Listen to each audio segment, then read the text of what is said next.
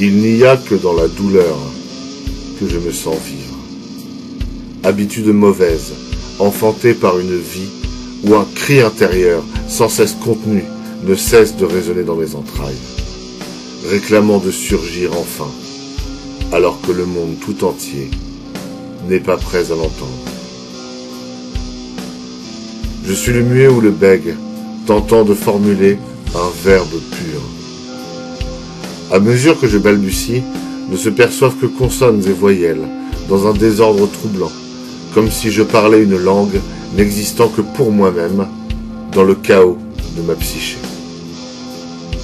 J'emprunte ici vos mots, dans l'espoir d'être compris peut-être, mais sachez que je suis l'ultime étranger, celui qui est étranger à lui-même, et qui, tel un enfant sans père ni mère, découvre à chaque instant les éléments de votre monde, sans qu'on lui explique quoi que ce soit, sans aucune main pour le guider, sans aucune main pour guider les pas de son âme indéterminée.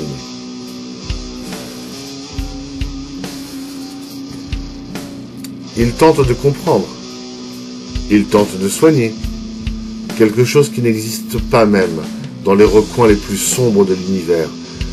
Je ne suis que le râle agonisant des premiers lettres noires. Je suis la vibration des mandibules de la fourmi, l'éclat invisible de l'étoile mourante, la dernière note du requiem des astres. On m'a prêté un corps bien trop petit pour y contenir une étoile rouge, trop étroit pour l'infini. Des disques d'astéroïdes dansent autour de moi, en se creuser hors du temps, où résonnent des pensées malades qu'une vie tout entière ne saura exprimer avec clarté. Béni soit le temps du silence, enfin, de ces symphonies absurdes, de cette prison charnelle et spirituelle où mon cœur délaissé sombre sans cesse en ruine et se recompose, atome après atome. Le foie dévoré de Prométhée, le rocher de Sisyphe, la bouteille jetée à la mer, sur le rivage d'une planète dont l'homme ne verra jamais les flots.